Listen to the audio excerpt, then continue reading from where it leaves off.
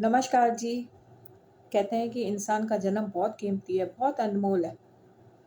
इंसान का जन्म बहुत कीमती है, बहुत अनमोल है। इस परमात्मा से जुड़े रहने के लिए ही मिला है।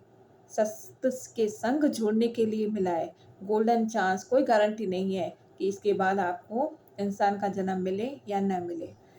कहने के भाव है कि अगर एक इंसान भी परमात्मा से जुड़ जाता है और है ना, जुड़ के जो कर्म करता है, पुण्य करता है, वो उसकी पीढ़ी दर पीढ़ी पूरा परिवार भोगता है, यानी पूरे परिवार को सुख मिलता है।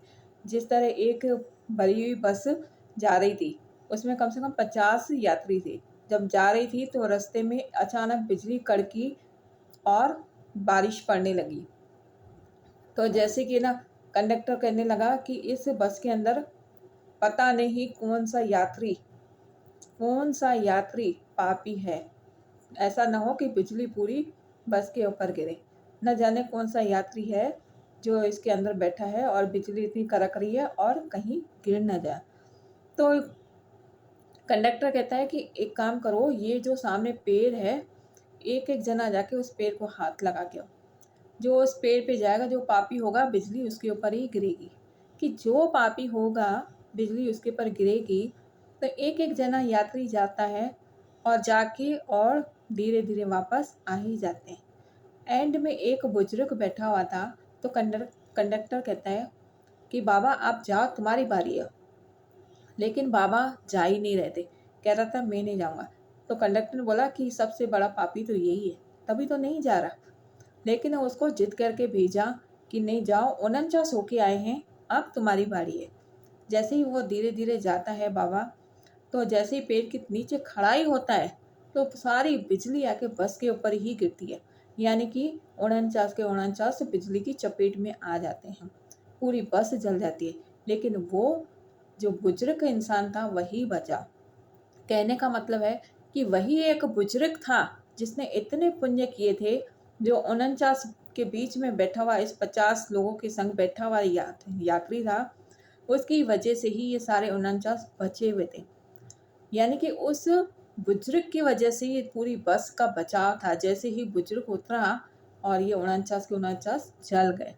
कहने का मतलब है कि अगर कोई भी एक एक इंसान भी अगर कर्म अच्छा करता है, तो उसका फल पूरा परिवार भोगता है। उसका सुख पूरे परिवार को मिलता है, खुशियाँ पूरे परिवार को मिलती है। इसीलिए कभी भी पुण्य की काम जो करते हैं, पुण्य के रास्ते पे कोई अगर चलता है, तो उसके लिए हम बाधा न बने। हो सके तो हम भी साथ दें उस पुण्य के काम में। हो सके तो हम भी सपोर्ट करें, ताकि हमारे परिवार में वही पुण्य सुखदाई आके बन जाए। जो हम कर्म करते हैं वो सुखदाई बने और हमेशा इस परमात्मा से जुड़े रहें। क्योंकि इंसान का जन्म मिला है, बहुत कीमती है, बहुत कीमती है। इसलिए जीते जी हम इंसान के जन्म की हम कदर करें, सही रास्ते पे चलें, किसी का मन खुश करें, किसी के मन को दुखी ना पहुंचाएं। ऐसा कोई मुख से शब्द ना निकलो कि किसी की आंख से आंसू आ जाए। क्योंकि किसी की संत की आंख से भी आंसू आता है ना, उसका भी बहुत बड़ा भुगतान करना पड़ता है।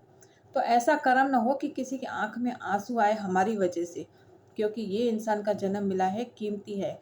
हर कहते हैं ना, हर कर्म का फल हमको भोगना पड़ता है। तो जो भी हम कर्म करें, सोच समझ के करें। ऐसा न हो कि हमें उस कर्म का भुगतान करना पड़े। इसीलिए हमेशा परमात्मा से जुड़े रहिए, इसकी संगति करिए, सत्संग की संगति करिए, सत्य के संग जुड़े रहिए। ये इंसान का जन्म बहुत कीमती है। नमस्कार जी।